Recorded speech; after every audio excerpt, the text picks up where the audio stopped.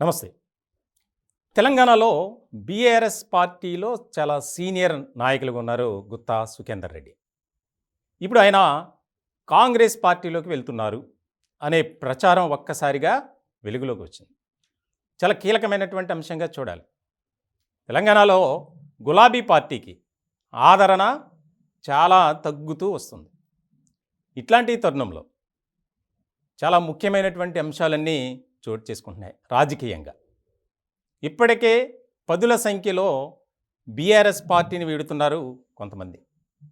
ముఖ్యంగా కాంగ్రెస్ పార్టీ వైపు ఆకర్షితులవ్వడం, కాంగ్రెస్ పార్టీలో జాయిన్ అవ్వడం చకచక జరిగిపోతుంది. ఇట్లాంటి సందర్భంలో చాలా కీలకమైనటువంటి అంశంగా ఇది చూడాలి. రాజకీయంగా సుదీర్ఘ అనుభవం కలిగినటువంటి వ్యక్తి గుత్తా సుఖేందర్ రెడ్డి. ఇలాంటి సందర్భంలో ఆయన కుమారుడు ఎవరైతే అమిత్ రెడ్డి, ఆయనకు గత ఎన్నికల్లో అసెంబ్లీ స్థానం కేటాయిస్తానని మాట ఇచ్చి ఇవ్వలేదు అనేది కూడా ఒకటి వినిపించింది బీఆర్ఎస్లో.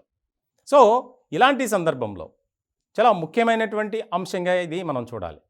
ఎందుకంటే తెలంగాణలో కాంగ్రెస్ పార్టీకి ఇప్పుడు ఉన్నటువంటి జోష్ ఇంత అంత కాదు.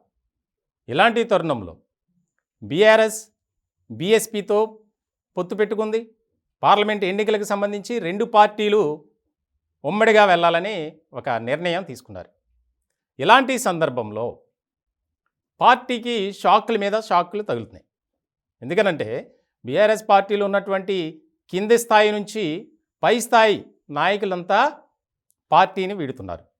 ఇప్పుడు తాజాగా గుత్తా సుఖేందర్ రెడ్డి కుమారుడితో మంత్రి కోమటిరెడ్డి వెంకటరెడ్డి చర్చలు జరపడం, అలాగే పార్టీలోకి ఆహ్వానిస్తే ఆయనకి ఏ రకమైనటువంటి ప్రాధాన్యత ఉంటుంది అనేది ఇక్కడ కీలకంగా మారినటువంటి అంశం. వాస్తవానికి బీఆర్ఎస్ పార్టీలో గత కొంతకాలం నుంచి గుత్తా ఫ్యామిలీ అంతా కాస్త అసంతృప్తిగా ఉన్నమాట వాస్తవం. దానికి సంబంధించి ఇటీవల కేటీఆర్ అధ్యక్షతన పార్లమెంటు నియోజకవర్గ సమీక్షా సమావేశాలు జరిగాయి. ఈ సమావేశానికి కూడా గుత్తా సుఖేందర్ రెడ్డి డుమా కొట్టారు. అప్పుడే ఇదంతా బయటకు వచ్చింది. త్వరలోనే ఆయన కాంగ్రెస్ పార్టీలోకి వెళ్ళబోతున్నారు అనేది. కానీ మళ్ళీ ఒక క్లారిటీ ఇచ్చారు, నేను ఏ పార్టీలో చేరను అని. కానీ పొలిటికల్ జర్నీ కంటిన్యూ చేయాలంటే ఇప్పుడున్నటువంటి పరిస్థితుల నేపథ్యంలో బీఆర్ఎస్ వల్ల సాధ్యం కాదు, మనం ఆల్టర్నేటివ్ చూసుకోవాలి అనేది అందరి భావన. సో ఇటువంటి సందర్భంలో చాలా కీలకమైనటువంటి పరిణామంగా మారబోతుంది.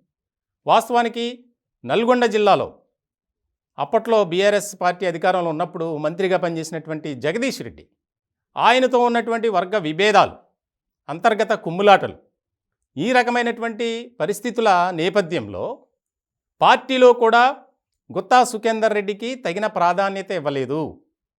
ఆయన ఏదైనా చెప్పినా కనీసం పట్టించుకోలేదు కేసీఆర్ అనేది బాగా వినిపించింది అప్పట్లో. ఇలాంటి సందర్భంలో జగదీష్ రెడ్డికే చాలా హై ప్రయారిటీ ఇచ్చారు. అందుకే ఆయన కొన్ని కార్యక్రమాలకు కూడా హాజరు కాలేదు అనేది వచ్చింది. కానీ ఇలాంటి సందర్భంలో కాంగ్రెస్ పార్టీలోకి వెళ్ళినా సరే మాకు అవకాశం ఇచ్చినా రాకపోయినా పోటీ చేయటానికి మేమేం బాధపడం, కానీ కాంగ్రెస్ పార్టీతో నడవాలనుకుంటున్నాం అని కొంతమంది అనుచరులు అభిమానుల దగ్గర గుత్తా సుఖేందర్ రెడ్డి చెప్పినట్లు కూడా మనకి తెలుస్తుంది. మొత్తానికి చాలా కీలకమైనటువంటి అంశంగానే చూడాలి ఇది. ఎందుకంటే పొలిటికల్గా రోజు ఏదో ఒక డెవలప్మెంట్ జరుగుతూనే ఉంది.